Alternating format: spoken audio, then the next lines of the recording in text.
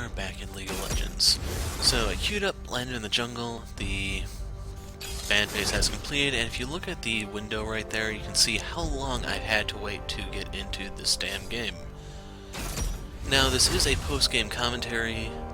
I was getting kind of frustrated at that point, and I really didn't want to just go into this cursing people out.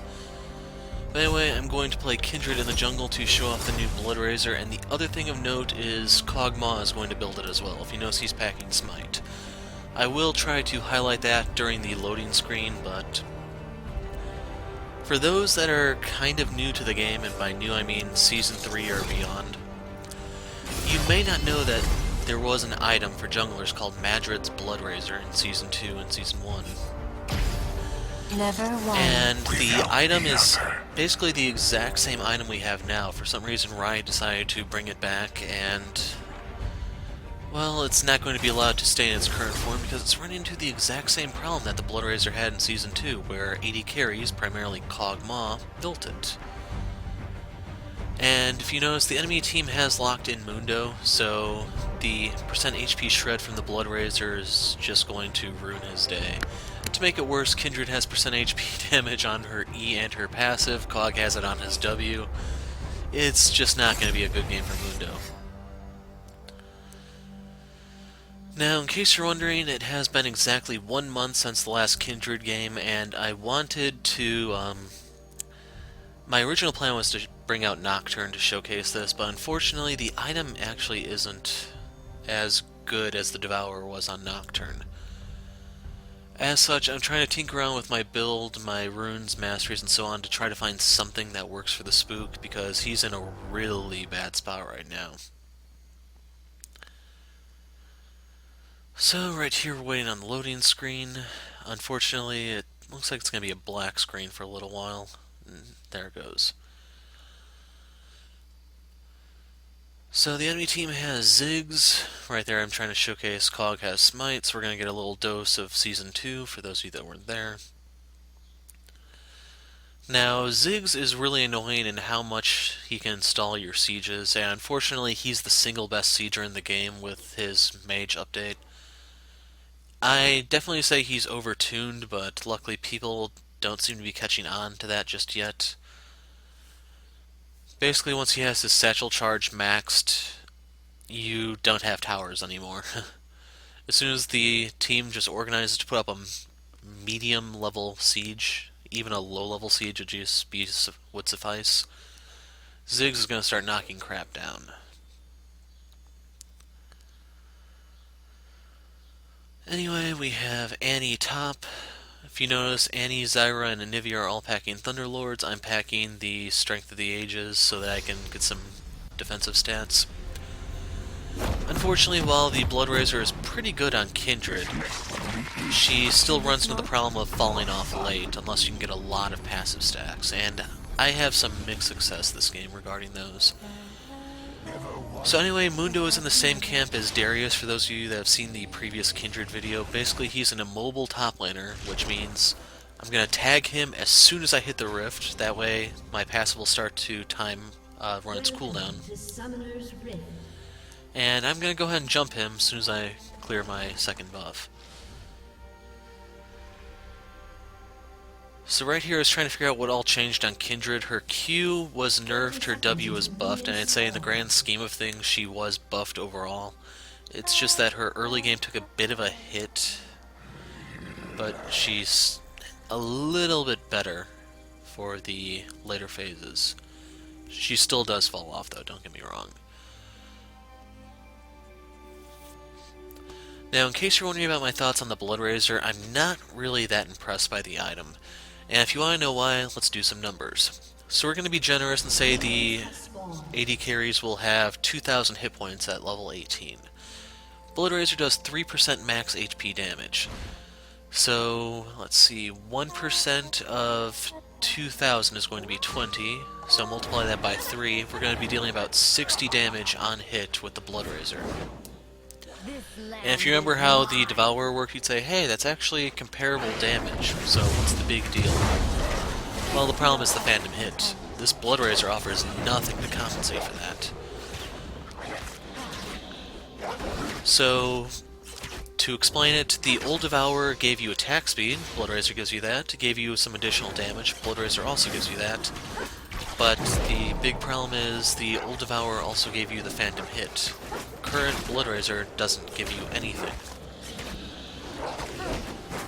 So, while I was a little excited at first that the item came back, the big problem is it's a nerf relative to the Devourer. The only trade-off is that you don't have to stack the Bloodrazor like you did the Devourer, but it's not really a good trade-off in my opinion. Your late game does suffer as a result. You could argue, hey, build to the Rage Blade. I've tried that. Mixed success. Anyway, here I got really lucky in that the marked camp was the one on the side of the jungle I started with. So I was able to get one stack right off the bat, and as a result, I have I have passive damage now, and that's going to allow me to clear a little bit more. And I thought I went straight to blue, but I figured I was probably thinking, hey, I have the passive, I can clear this really quick. Now, unfortunately, the cooldown in your W scales with the rank of the move. It starts out at 4 and it goes all the way back down to 2 like it used to. Yeah, I'm not entirely sure why I bothered with the chicken camp. Probably just a show of force or something. But in case you're wondering, my stance on jungling right now is that the junglers took a kind of, well, most of them took a kind of big hit with this latest patch. Since you can see the buffs respawning, that's going to make the very aggressive counter junglers really, really strong. So Udyr may not be in the best of shape right now, and I'll elaborate on this in a moment, but right now I need to collect my stack off the window. So I'm not entirely sure why he decided to try to fight me, but you can see I can burst him down, especially early, and free stacks. Now I have to wait to get out of combat for a little while before I can actually mark a new target. Went for skirmishers because I knew there were going to be problems with Rengar. We're going to run into him right here, and it's going to get really ugly for the next couple minutes. Also, of note, I am running the Bounty Hunter Mastery. As such, with Mundo, I now have 1% increased damage on top of the other stuff I do. And in case you're wondering, this game, yes, I will get all 5%. We just gotta track the kills. But anyway, the extremely aggressive counter junglers got a major buff in that they don't have to ward your jungle anymore to get an idea of when your buffs are coming up. If they're really strong duelists, like Udyr used to be, Shyvana, you could debate. But the one that I'm actually thinking of when I talk about this is Mundo himself. As a result, it's very, very hard to defend your stuff without team coordination, which is not found in this level of play. So unfortunately right here, Rengar got a lot of damage in on me. Since he got the jump on me, plus he got his Thunderlord's proc, he managed to kill me. And unfortunately I'm going to fight him again, and it's not going to go much better until I actually get a couple items. But in case you're wondering, he will be kill number 2. Beauty fades. So right here I grab boots because I don't have flash. So the other trade-off to the camps getting marked is that for the junglers that are kind of weak early but get stronger as the game progresses, this is a nerf to them. So you may argue, well, they shouldn't be jungling in the first place, but this change actually starts to kill some of the jungle diversity. Kindred still can do her invasions, even though they're a little bit weaker with her Q.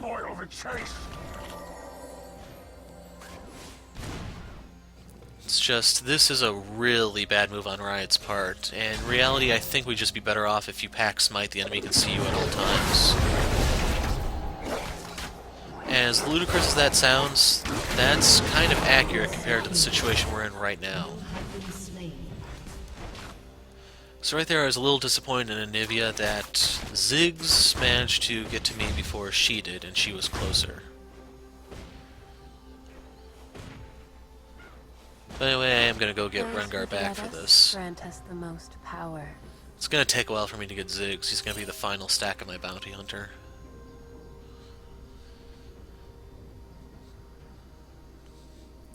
So in case you're wondering if I were packing Fervor of Battle or Thunderlords, I probably could have killed Rengar in both instances. But since I'm running Strength of the Ages, because I don't really build anything defensive on Kindred. Basically, the small resistances I can pick up here and there are what I need to survive. And beyond that, I rely on my ult to keep me going. But anyway, with the 2 deaths, that actually sets me pretty far behind. You can see I've just hit level 5 and the buffs have already respawned. So the merit to this game, beyond just being able to see the new Bloodrazor, is that you can see how to claw your way back into the game. Peacefully they go. Hungry we follow. So I have no idea what Ez is doing up here.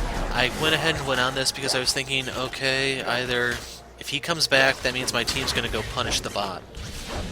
No, that's not even close to what happens. So he manages to get the Scuttlecraft for free, and we have Cog and Zyra to thank for that. You can see he shows up to lane, they back off.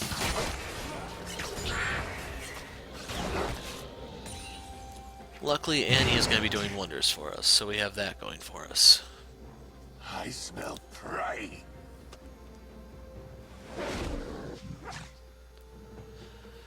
So right there, if you saw Rengar, you'd notice he does not have his red buff. That was one thing I made note of when we saw him down there, because I'm going to go invade his red, and this is when I'm going to get my revenge.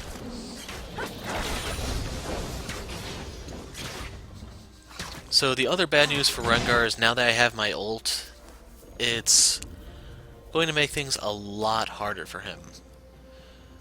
Basically, Kindred is one of the best answers to an assassin in general, and Rengar fits into that category. So right there is the second stack of Bounty Hunter.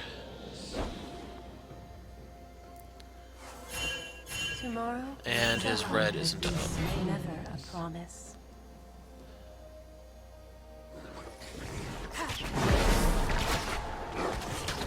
So you can see the marker on the map now indicating that his buff is 1 minute away from spawning.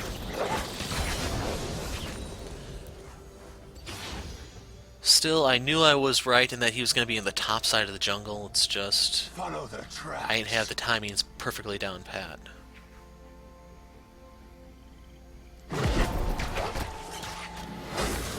So I'm not entirely sure what Mundo was thinking there, but you can see he's getting eaten alive by the wolf. And that trade does not go in his favor by any stretch of the imagination. In case you're wondering, he's going to come right there. And yes, while he did hit me with his briefcase, that really doesn't matter. I need to go back anyway. The only trade-off here is that the mark has appeared on the Scuttle Crab, so I need to go ahead and take that so that I can poke Mundo even harder than before.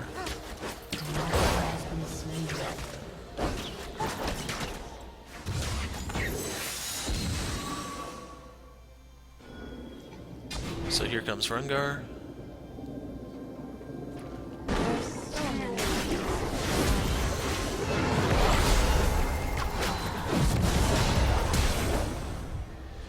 Enemy killing spree.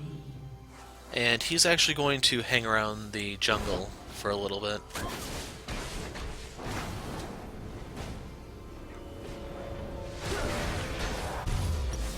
So if you watch the mini-map, we should see him poke out right there. Meanwhile, I have the completed Bloodrazor, so next item is going to be Death's Dance for me. You can see the Anivia is not very good at aiming, unfortunately.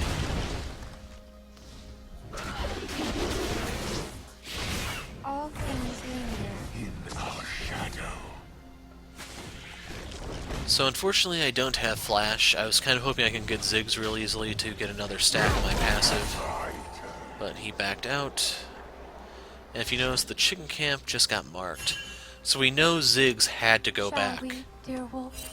Face you there. Basically, he was... if he stuck around, he'd be an easy kill. This one is yours. So right here I wanted to force Rengar's flash. Unfortunately, I believe he's faster than me by default, just because he's melee while I'm ranged. I was hoping to get his flash or something.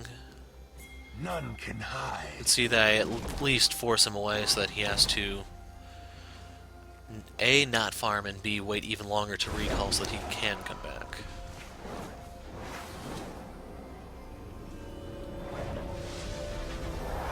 I wonder how they see me. Ashes on the moor.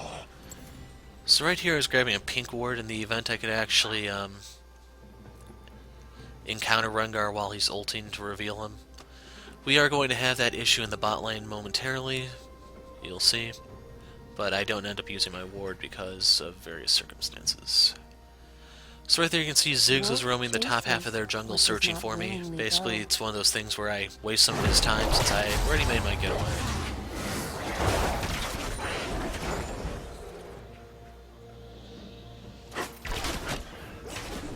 And now Rengar should be on his way to the bot lane. Once I kill this, we're going to converge there and have our next fight.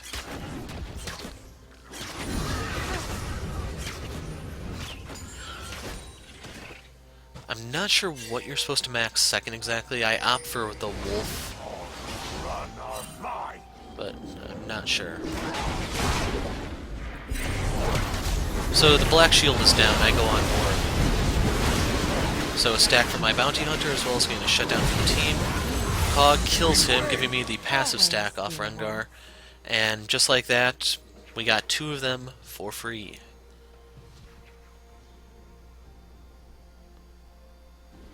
You can see that's an Earth Dragon that will augment our sieging potential. Their path is destined. While that's not necessarily good for us, that is godly for Ziggs. You do not want to let him get those. None can hide. So I was hoping to get a quick Ziggs shot in, but none to be found, so I have to sell for taking the pink ward. The only true death.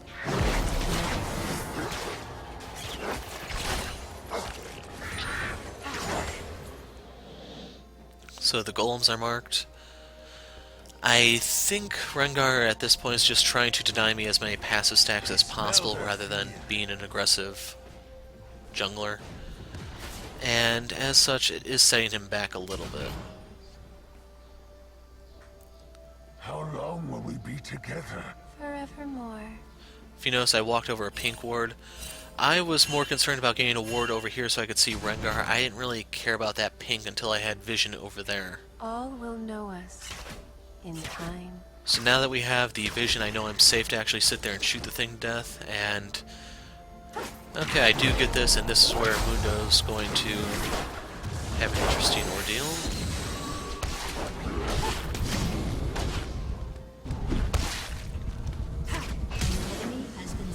So, had he let me go, he would have lived. So, I jump the wall, he aggroes the Rift Herald with his W, and he drops Tibbers, and that's the end of Mundo. We got his flash, too. He is not having a good game. Right here I'm waiting for the W to come off cooldown, that way I can spam the Q in between my autos.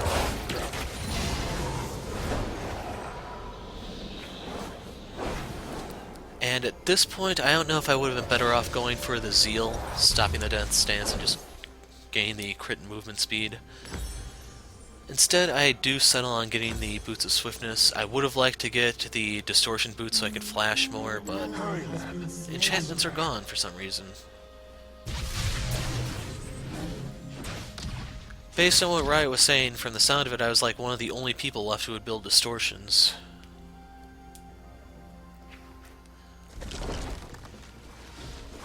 Right there you can see Cog can go ahead and take these because he has Smite. It's a very, very easy take for him. As for he himself, he has his Rage Blade already. He's going to start building the jungle item next, I want to say. Beauty fades. That is why it's beautiful. But I decided to go ahead and just take the opportunity to take our first dragon. This is extremely easy with Zyra, in case you're wondering. Her plants are very durable to the dragon, and I just have to sit there and roll on it. Fear makes the chase more fun. So with that, our siege is augmented. The person who can most take advantage of this on our team, I'd say, is Cog because of his range. It's going to deal an additional 10% damage to towers for him, and it's just something that adds up as he shoots and shoots, because with his W, not only does he get range, he gets a double attack speed bonus. Lamb went. Now, we are going to kill Morg here.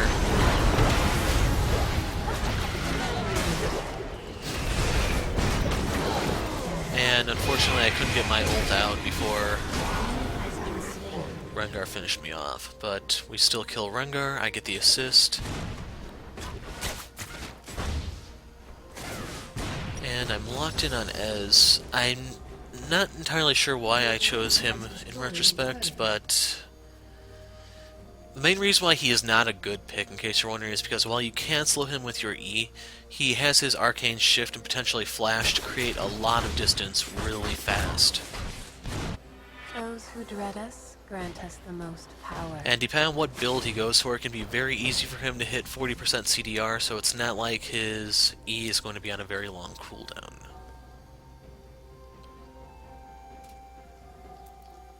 Bits of them stick in my claws.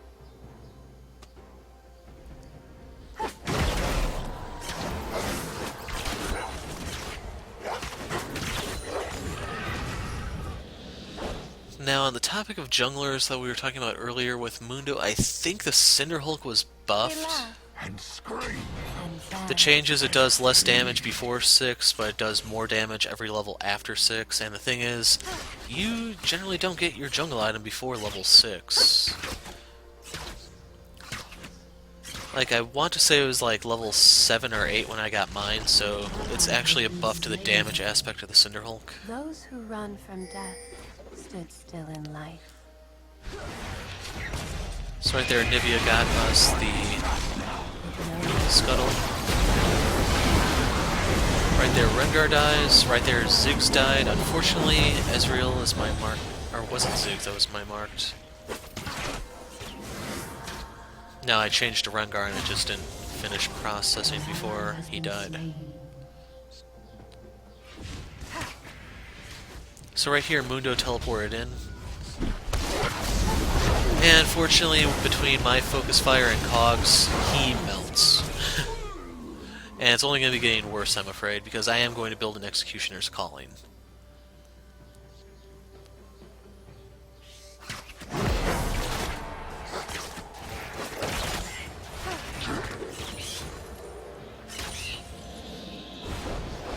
So right here, had I kept Ez as my marked, I could have killed him. I was hoping I could Q over the wall, but it's too thick. So I have to take the long way around. I will not make it in time to save Anivia.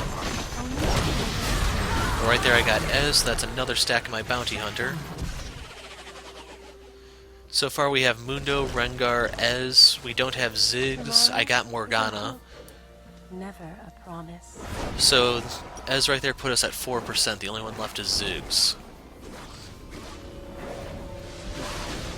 Good news is I have my Death Stance now, so I can go for my Zeal or my Maw.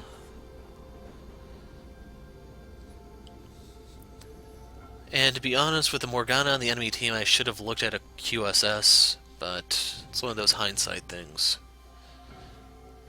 Follow their tracks.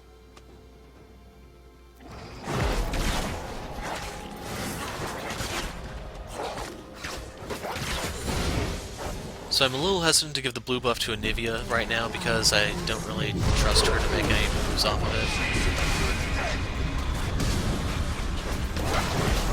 Now right here, she is going to live by the skin of her teeth, and as a result I'm going to go ahead and get Mundo. So another passive stack for me. And right here I was hoping I could get Ziggs, get my final stack of Bounty Hunter, and then just revel in the 5% increased damage, but not meant to be.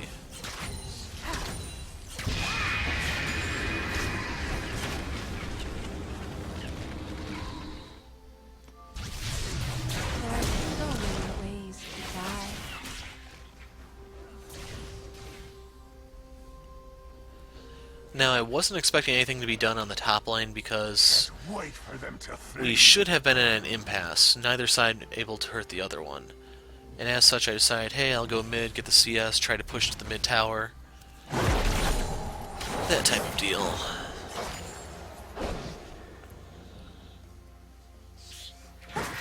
Basically, I want to stay farming, that way I keep building EXP, I still generate gold. An ally has been slain. But The west Anivia gives up the indeed kill. fate guides. Won't spoil the chase. Now, I didn't really want to fight Mundo alone because I don't have my Executioner's Calling just yet. As such, once he pops his ult, my options are going to be a little tied. And right there, I don't know why the wolf wouldn't attack, but it wouldn't as such. Took me longer to kill the Scuttle Crab, but I'm still in position to go ahead and take the dragon afterwards. Now, the reason why I'm staying at the back of the pit is with Kindred's Q, I can hop over the wall into safety if need be.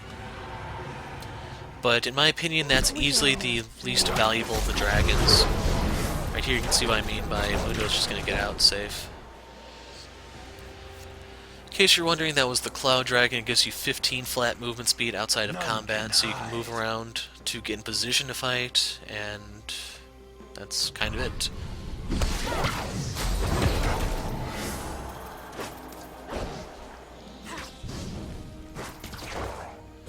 So right there I chunked Mundo a bit. And apparently he has that ward because he threw that straight at me. We follow.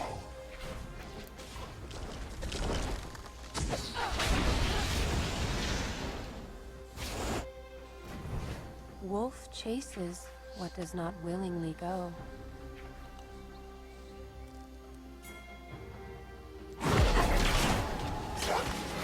Now it doesn't matter if Cog or I have this just as long as one of us, because we're going to be fighting together for the most part. Namely, our goal is to concentrate targets like Mundo. Here's where I get Ziggs. So right here I marked him, trying to give him fair warning that going after that pink ward is not in his best interest of health.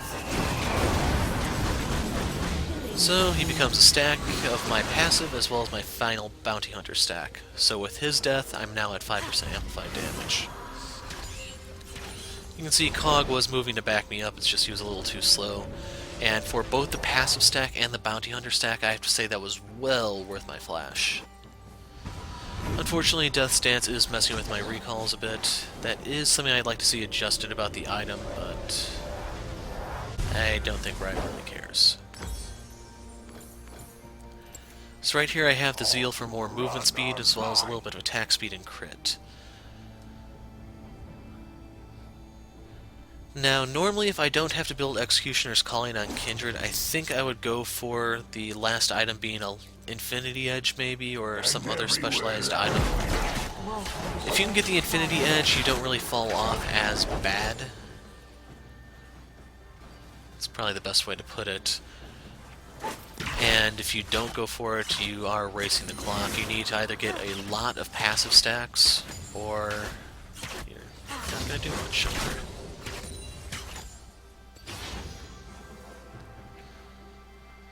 So another Earth Dragon is spawning. I don't think we have any luck here with the Water or Fire Dragons. For this particular game, I think, well, Anivia wants the Water Dragon buff. Team fight time.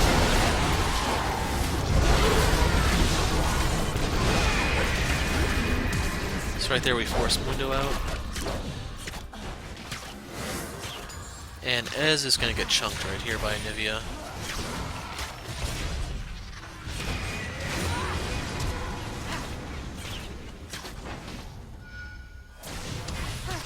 Had he stayed, we could have killed him, but right there you can see a little bit of additional damage coming from the Earth Dragon buff I got much earlier in the game. But for the heavy mana users like Swain and Anivia, the ones who have ults that toggle, they really like the Water Dragon buff. Especially Swain, because he can get the HP aspect of it going too. Pretty much all the characters in the game, except for a few tanks, can use the Infernal Dragon buff. Fire Dragon. The Cloud Dragon works when you... Right there I moved out of the radius to stop Wolf from stealing the blue, that way I can give it to Anivia. As for the Cloud, as I was saying, it helps you get set up for the fight. Basically, you want to move in position to ambush the enemy. The problem is, it offers the absolute least. It gives you no combat stat, just a preparative stat if you're able to actually approach the enemy without being spotted by a ward or anything. An enemy has How been does hunger slain. feel? And I really can't stress how little I like that buff. Been slain. Earth helps certain siege comps. It's niche, but it comes in handy. And that's pretty much my synopsis of the 4 dragon types. Like, the only reason why I'd argue the Cloud Dragon is worth taking at all is just for the additional buffs you get from the Elder Dragon, just for having additional dragons. Destroyed a turret. But, yeah. Those are my thoughts. Hurry then. The other reason why I say Cloud is pretty bad is because normally the character I imagine being the best user of it would be Fiddlesticks. And if you're not aware of the Fiddle Mage changes, he is in just awful shape. They changed, the single biggest change and easily the most detrimental to him is that he can't permadrain anymore. The cooldown on Drain was reduced sharply at the cost of it not counting until Drain finishes. So at max rank with 0% CDR, it's going to be a 3-second cooldown between one Drain and the next. And since you do get CDR from both Zonia's and Abyssal now, that's an easy 20%. I'd still argue to go Lucid Boots on him for 30% right there. So 30% CDR off of 3 seconds is going to be 2.1 seconds, and that's while you can't do anything. Now the flip side is your Dark Wind bounces 7 times, but it still has a really long cooldown, and it doesn't reapply the silence. That's the other thing. So right here you get to watch us meltdown. Mundo thought he could get away. And you can see Ziggs burns everything to escape. An ally has been slain.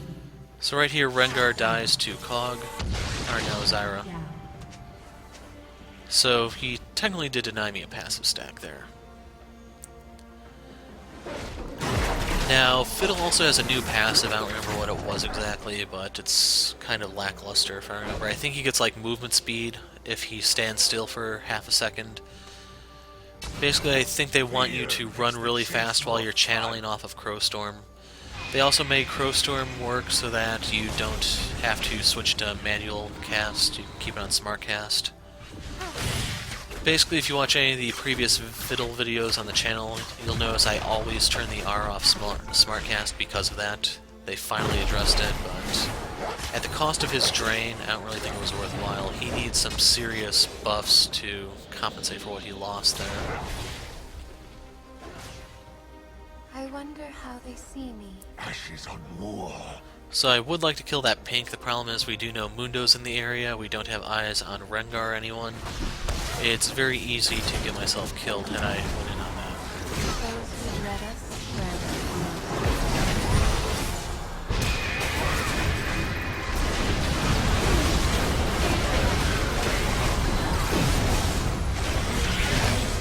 us So right there, Ziggs goes down. Unfortunately, I didn't get Mundo to get another passive stack. Rengar shows up, but I don't have my ult to save Anivia. Good news is, Cog shows up at the end to pick off Mundo, still giving me the passive stack. And in the end, we went 3 for 3. Basically, the AD carry and supports were the only survivors. We come out a little bit ahead simply because I got the passive stack. So right here I have the Executioner's Calling, and that's basically it for Mundo. So if you read the text right there, all I have to do is shoot him to apply Grievous Wounds. It doesn't matter if it's my Q. I believe my W is also physical damage, so Wolf counts. My auto attack, even the procs from my Runan's Hurricane, all of these things will shut down his healing. And right there I went for the Hex Drinker so that I can survive a little bit better there. So, Elder Dragon coming up. We have 3 buffs, so as a result, the Elder Dragon's going to allow us to deal 180 true damage with every attack we do. It's going to be a true damage burn, but you understand what I'm saying. Shall we, dear wolf? It would have been nice to get more, but we can make do with it. And in case you're wondering, yes, we will be getting the Elder Dragon buff. I mean, I went through the trouble of going ahead and getting a Bloodrazor game. Obviously, I'm going to try to showcase as much of the dragons as I can.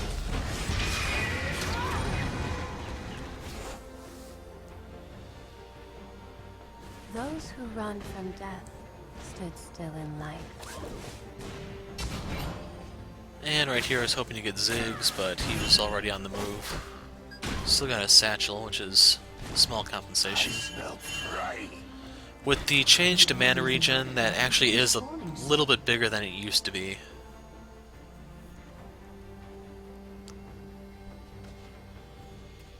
Thing is, we just need to make sure he doesn't get the blue buff or a water dragon buff. Forevermore.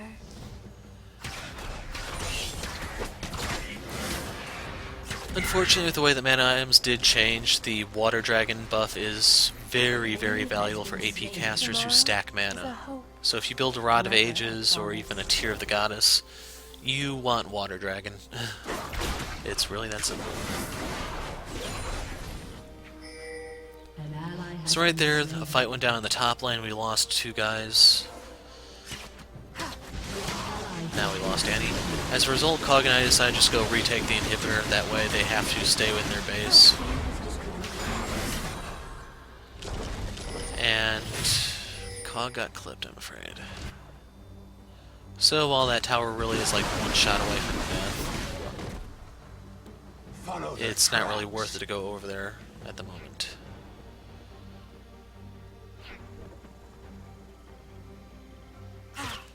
Now, I believe what's coming up here is my final death for the video. We're getting close to the ending, so obviously my deaths have to stop somewhat soon. Right here I'm pinging that I want the Elder Dragon. As of this video, I didn't actually know what all it did, that's why I wanted to take it so I could see. We're going to have a dragon fight that doesn't really end with a conclusive winner.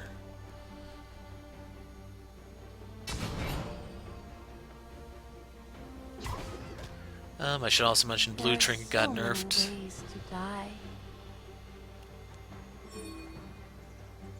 So staying at the back of the dragon pit so that I can queue over the wall if need be.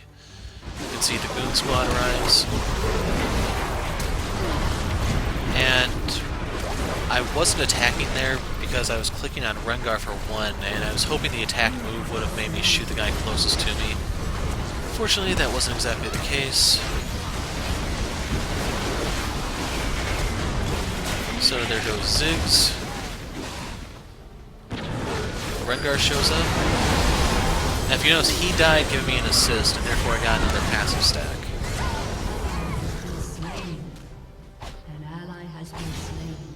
So 4 of us for 1 of them, and for some reason Nivea decided to split push.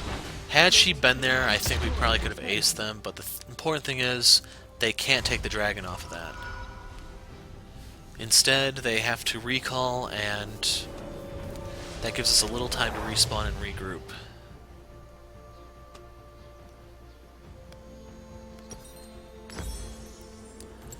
So right there I grabbed the Maw for the Lifeline passive, that way as I get closer and closer to dying I can sustain slightly better.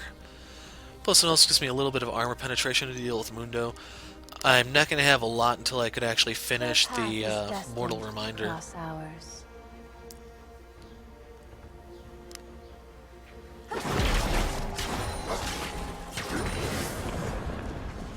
Now, one thing we probably should have done is with both me and Cog on the team, Baron's going to melt. We should have focused that a lot more than we actually did. It would have given me additional passive stacks, and therefore I could cripple Mundo even more than I already do.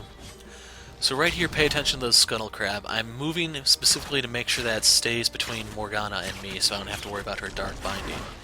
And then once my team arrives, I want to take this so that we have movement speed in case we need to get out of her ult, dodge Dark Binding, or what have you.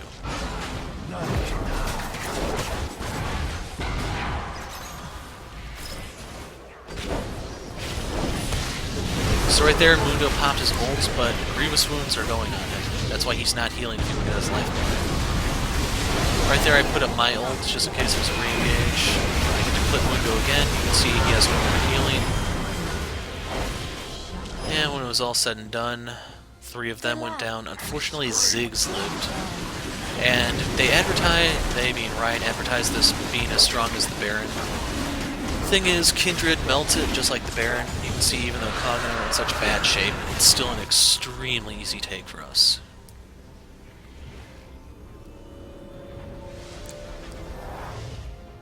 Wolf chases. Now right here I didn't notice that this was down.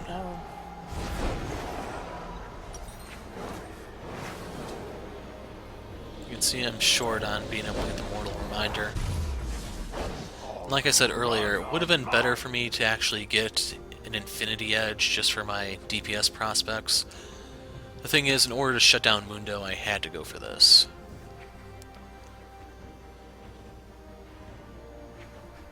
It's important to adapt your build, that's all I can say. So Tibbers is dropped to serve as our tank. In reality, I can do the job just fine because of Death's Dance, Wolf, and everything else I have. So right there is my 10th passive mark. As a result, I now deal 12% current HP damage with my passive, plus 3% max HP damage with the Bloodrazor. And then just any other DPS I deal with my auto attacks. And with Runan's Hurricane, I can crit decently.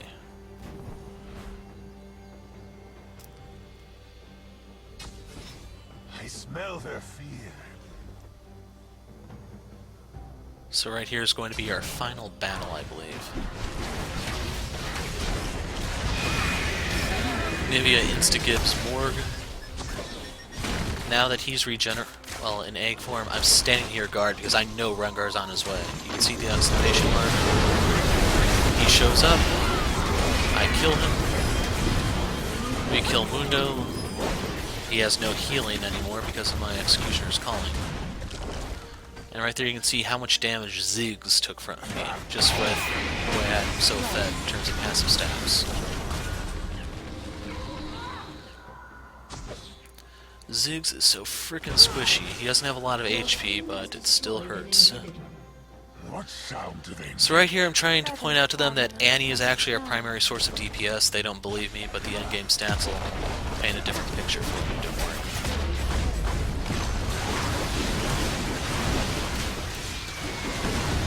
Pretty much my contribution to Mundo is just some percent HP damage, which is kind of effective, don't get me wrong, but the primary thing, of course, is the grievous wounds.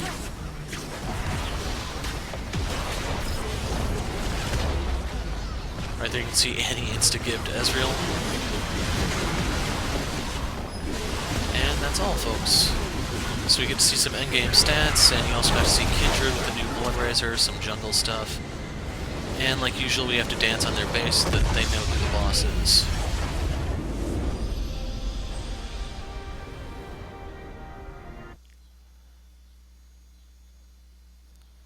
So unfortunately that was only A+. If I hadn't died to Rengar early on, it probably would have been an S- at least. But it doesn't matter because I already have the chest for Kindred, so yeah. You can see the various stats, gold and everything. I was a bit surprised I had so much, to be honest.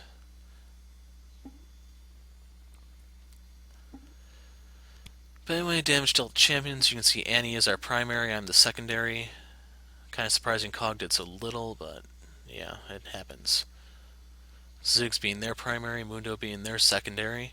Damage taken, Nivea took the most, followed by me. Mundo and Rengar were punching bags, of course, but that's it. Kindred, folks. I'm the Hero of Light. Thanks for watching, and goodbye.